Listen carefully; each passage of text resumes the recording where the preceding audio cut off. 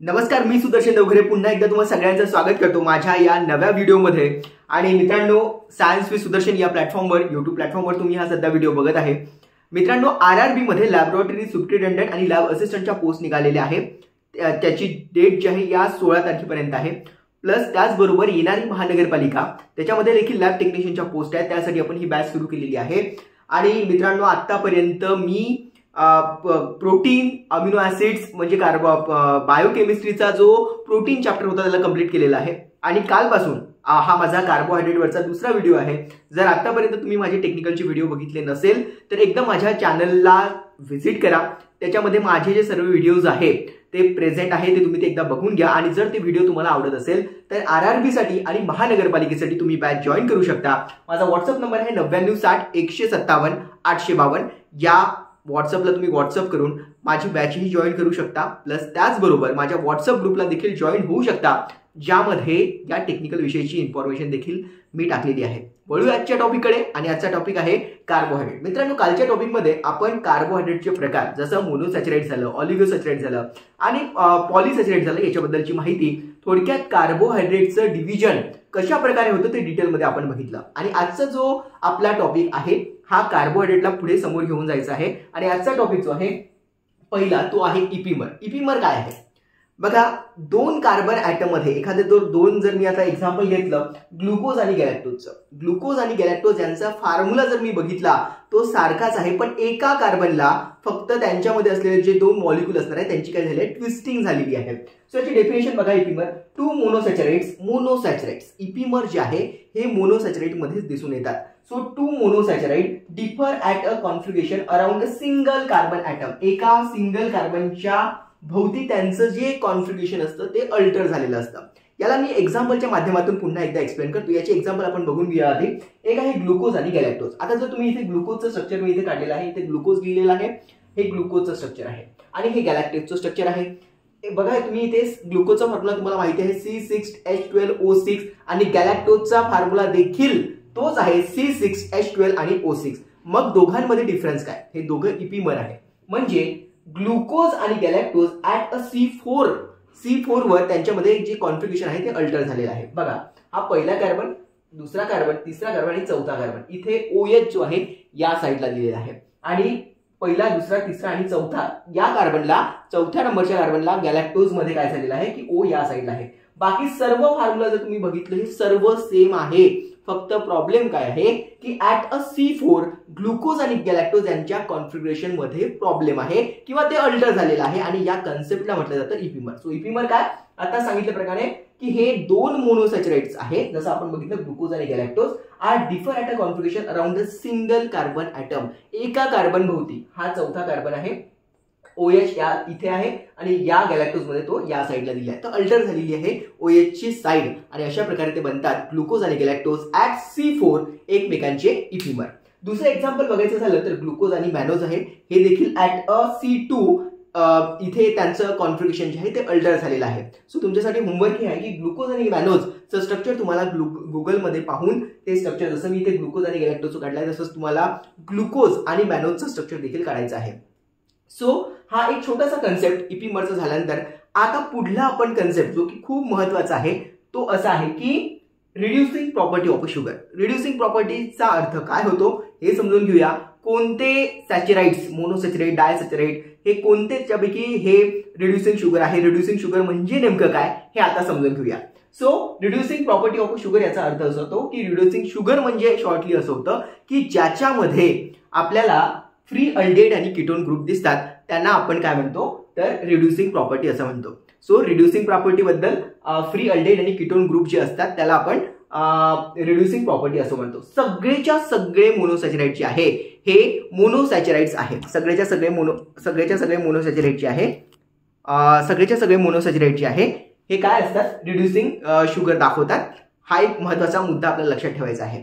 So all the monosaccharide are reducing sugar, सगळेच monosaccharide, मी जे तुम्हाला ट्रायोज, टेट्रोज, पेंटोज, हेक्सोज याबद्दल सगळे जे एक्झाम्पल सांगितले होते ते सगळेच्या सगळे रिड्युसिंग शुगर आहे, म्हणजेच त्या सगळ्यांमध्ये फ्री अल्डेहाइड आणि कीटोन ग्रुप आहे। सो पहिला मुद्दा समजला, ऑल मोनोसॅच्युरेट आर रिड्युसिंग शुगर, त्या सगळ्यांमध्ये फ्री अल्डिहाइड आणि कीटोन ग्रुप असल्या कारणाने ते सगळे जे आहे ते रिड्युसिंग शुगर आहे. आता डायसॅच्युरेट मध्ये आपण एक्झाम्पल बघितले होते, माल्टोज होता, लॅक्टोज होता, शुक्रोज होता. तर याच्यापैकी कोणता रिड्युसिंग शुगर आहे? रिड्युसिंग शुगर म्हणजे त्याच्यामध्ये फ्री अल्डिहाइड कीटोन ग्रुप आहे. सो डायसॅच्युरेट मध्ये रिड्युसिंग शुगर असलेला जो आहे तो आहे माल्टोज आणि लॅक्टोज. बहुतेक हे तुम्हाला दिसत नसेल, कदाचित थोडीशी ऍडजस्टमेंट मी चेंज करतोय. हा आता दिसत असेल.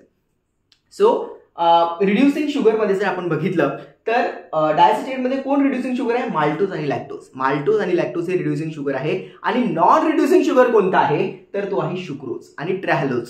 सो शुक्रोज आणि ट्रॅहलोज जे आहे these are the non reducing sugar from the disaccharide. Disaccharide मधला रिड्युसिंग शुगर असलेला एक आहे माल्टोज आणि लॅक्टोज. त्याच्यानंतर आपण बघणार आहे रिड्युसिंग प्रॉपर्टीज. हे कशा कोणत्या टेस्टने आपण कन्फर्म करतो? तर त्या आहे बेनेडिक्ट टेस्ट, फिलिंग टेस्ट आणि बारफोर्ड टेस्ट. ह्या टेस्ट बद्दल डिटेलमध्ये मी पुढे बोलणारच आहे. या सर्व टेस्ट आपल्याला डिटेलमध्ये बघायच्याच आहे. सो मित्रांनो, आतापर्यंत आपण काय शिकलो? आपण शिकतो आहे कार्बोहायड्रेट. त्याच्यामध्ये मी सर्वात पहिला पॉईंट तुम्हाला सांगितला तो होता इपिमरचा. एका सिंगल कार्बन म्हणजे 2 मोनोसॅच्युरेट जर मी घेतले, त्यापैकी त्या दोन्ही मोनोसॅच्युरेटचा एक पर्टिक्युलर कार्बन ॲटम ज्याच्यामध्ये कॉन्फिगरेशन जे आहे ते अल्टर झालेलं असतं. याला जर आपल्याला पुन्हा एक्सप्लेन करायचं असेल तर ग्लुकोज आणि गॅलॅक्टोज या दोघांचीही फॉर्म्युले सेम आहे, सगळं स्ट्रक्चर सेम आहे. फक्त C4 वर OH या साईडने आहे आणि ग्लुकोज मध्ये OH या साईडने आहे. फक्त हेच कॉन्फिगरेशन अल्टर झालं असल्या कारणाने ग्लुकोज आणि गॅलॅक्टोज जे आहे ते एकमेकांचे इपिमर आहे. तसंच ग्लुकोज आणि मॅनोज हे देखील एकमेकांचे इपिमर आहे. त्याच्यानंतर आपण बघितलं रिड्युसिंग शुगर. रिड्युसिंग शुगर याचा अर्थ असा होतो की फ्री अल्डिहाइड आणि कीटोन ग्रुप असतात. सगळेच्या सगळे मोनोसॅच्युरेट हे काय असतात? रिड्युसिंग शुगर असतात. डायसॅच्युरेट मध्ये रिड्युसिंग शुगर असलेले माल्टोज आणि लॅक्टोज आहे. त्याच्यानंतर नॉन रिड्युसिंग शुगर मध्ये शुक्रोज आणि ट्रॅहलोज आहे. त्याच्यानंतर रिड्युसिंग प्रॉपर्टी आपल्याला जर कन्फर्म करायची असेल तर त्यासाठी काही टेस्ट आहे. त्याच्यामध्ये बेनेडिक्ट टेस्ट आहे, फिलिंग टेस्ट आहे, बारफोर्ड टेस्ट आहे आणि पुढे देखील आपल्याला अजून कन्सेप्ट बघायची आहे लगेच. सो मित्रांनो, आता आपण बघतो आहे कार्बोहायड्रेट मध्ये एक पुन्हा एक नवीन टॉपिक आणि त्याचं नाव आहे, जर आपण मोनोसॅच्युरेटला जर आपण रिड्यूस केलं तर त्याच्यापासून अल्कोहोल बनतो. तर बघा इथे मी काय लिहिलं आहे, हा आहे मोनोसॅच्युरेट. तर मोनोसॅच्युरेटचे सगळे एक्झाम्पल मी तुम्हाला जेव्हा कार्बोहायड्रेटचं क्लासिफिकेशन शिकवलं त्याच्यामध्ये जे मोनोसॅच्युरेट आपण बघितले, गॅलॅक्टोज झालं, ग्लुकोज झालं, फ्रुक्टोज झालं, तर त्याच्यामध्ये आपण रायबोज झालं, रायबुलोज झालं आणि ते सगळे ट्रायोज, टेट्रोज, पेंटोज, हेक्सोज याच्यामध्ये सगळे आपण कार्बोहायड्रेटचे एक्झाम्पल बघितले.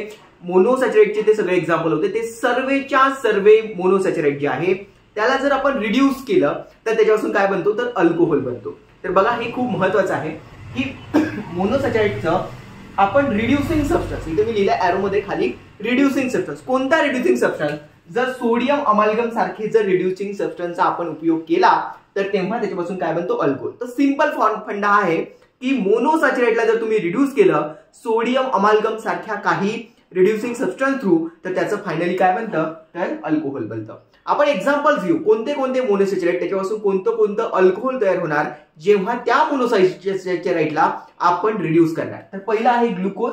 त्या ग्लुकोजला जेव्हा आपण काय करतो? रिड्यूस करतो तेव्हापासून सॉर्बिटॉल असं बनतो. ज्या लोकांचं केमिस्ट्री चांगलं असेल त्यांना माहिती असेल कोणताही अल्कोहोल त्याच्या शेवटी ओएल ग्रुप लागलेला असतो. म्हणजे ओएल हा शब्द असतो. जसं मिथिल अल्कोहोल जो आहे, मिथेनॉल त्याला असं म्हणतात. मिथेनॉल IUPAC नेम आणि कॉमन नेम असे 2 फॅक्टर असतात केमिस्ट्रीमध्ये जेव्हा आपण नेमिंग सिस्टीम करतो तेव्हा. तर ऑल जेव्हा हा शब्द लागतो तेव्हा तो अल्कोहोल असतो. जसं मिथेनॉल जो आहे हा एक पॉइझनस सबस्टन्स आहे. कोविडमध्ये काय झालं होतं की सगळ्या जे दारूचे दुकान होते ते पूर्णपणे बंद झाले होते. मग लोक गावामध्येच दारू बनवायला लोकांनी सुरुवात केली होती. ऍक्च्युली जी पेनेवाली दारू आहे, प्यायची बिलकुल नाही, पण समजा प्यायची दारू असेल तर ती पेनेवाली दारू जी आहे त्याचा फॉर्म्युला आहे इथिल अल्कोहोल, इथेनॉल त्याला असं म्हणतात. इथॅनॉल असं म्हणतात. शेवटी ओएल ग्रुप लागलेला आहे. सो ही जी आहे ती पेनेवाली दारू आहे. पुन्हा एकदा सांगतो, प्यायची बिलकुल नाही.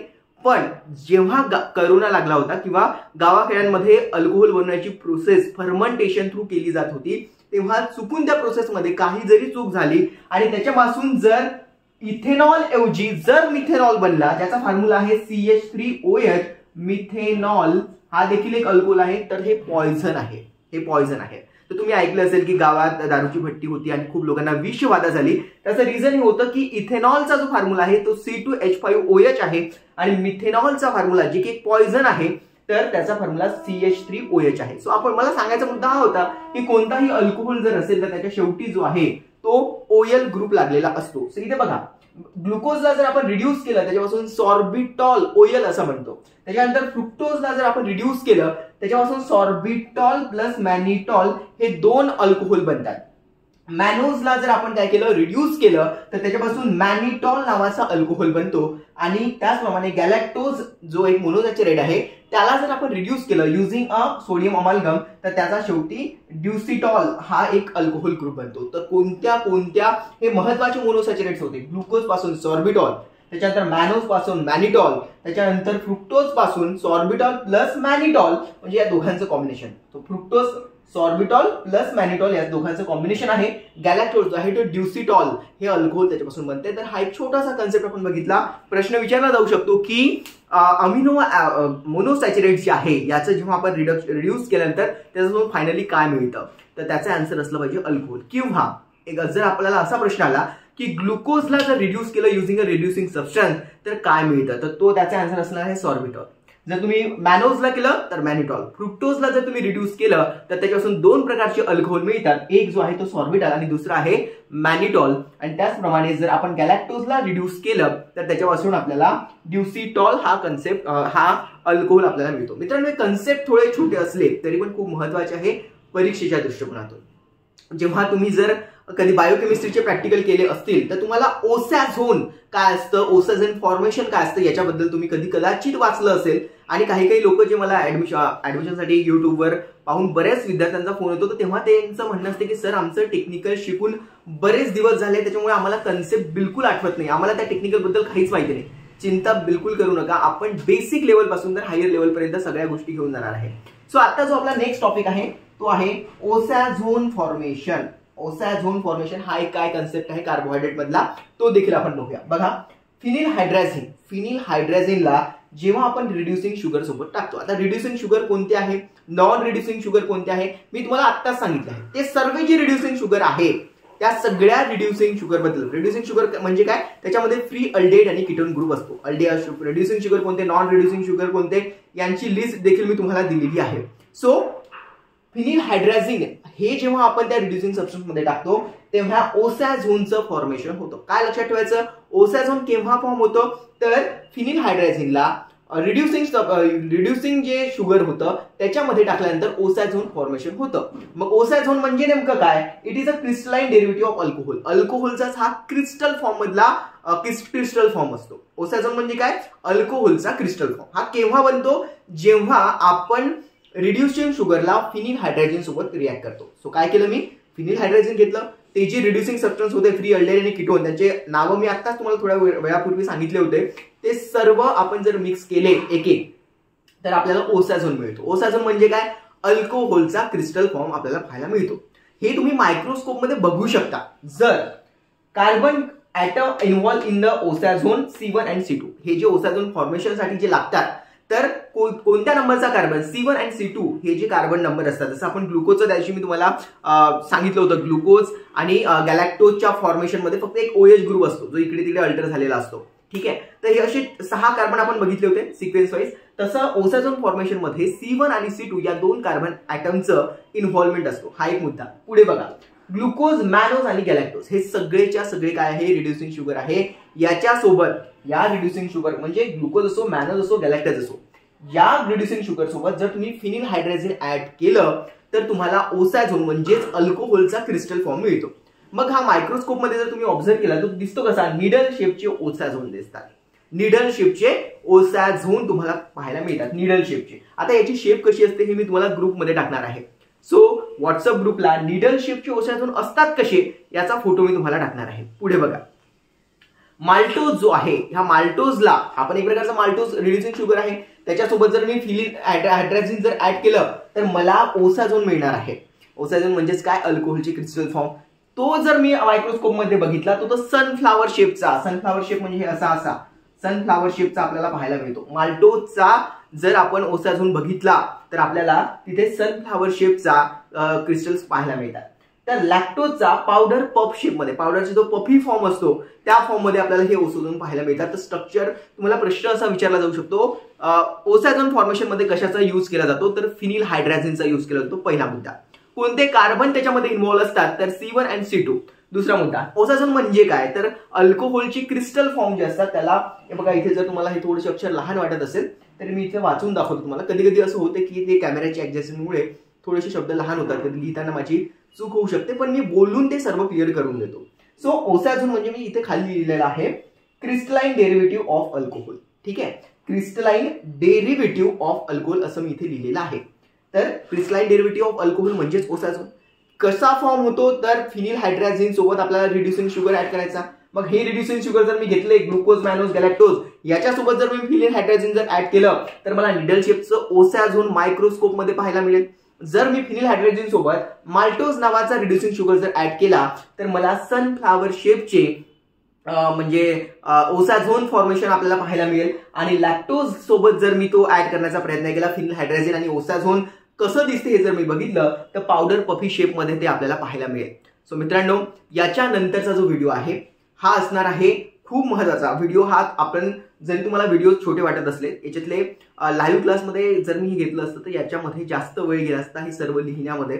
सो हा व्हिडिओ वाढला असता. सो मला कन्सेप्ट वाईज जायला आवडते. तुम्हाला हे महत्वाच्या गोष्टी आहेत ते समजणं गरजेचं आहे. एकही मुद्दा आपला मिस होणार नाही. कमी वेळात जास्त जर तुम्हाला इन्फॉर्मेशन पाहायची असेल तर ती रेकॉर्डेड व्हिडिओमध्येच मिळू शकते. आणि ही बॅच आपली अशीच रेकॉर्डेड फॉर्ममध्ये असणार आहे. कधी मध्ये आपण लाईव्ह देखील एमसीक्यू सेशनसाठी येऊ शकतो किंवा माझ्या व्हॉट्सअप ग्रुपला आपण जे पोल फॉर्ममध्ये एमसीक्यू सेशन घेणार आहे त्यामधून देखील तुम्ही तुमचे टेस्ट सिरीज सारखं आपण त्याच्यामध्ये अरेंज करणार आहे. सो मित्रांनो, भेटूया आपल्या नेक्स्ट व्हिडिओमध्ये, ज्याच्यामध्ये प्रोटीनचे वेगवेगळे फॉर्म्युलेज आपल्याला जर म्हणजे आपल्याला आयडेंटिफिकेशन करायचं असेल तर कोणकोणत्या टेस्ट केल्या जातात, प्रोटीन रिलेटेड कोणत्या टेस्ट आहे, आणि काही छोटे छोटे मुद्दे जसं की disease related with the carbohydrate, disease related with the carbohydrate आणि कार्बोहायड्रेटच्या आयडेंटिफिकेशनसाठी आपण कोणकोणत्या टेस्ट करू शकतो, हे सर्व मुद्दे घेऊन येतो आहे लगेच नेक्स्ट व्हिडिओमध्ये. तोपर्यंत जय महाराष्ट्र.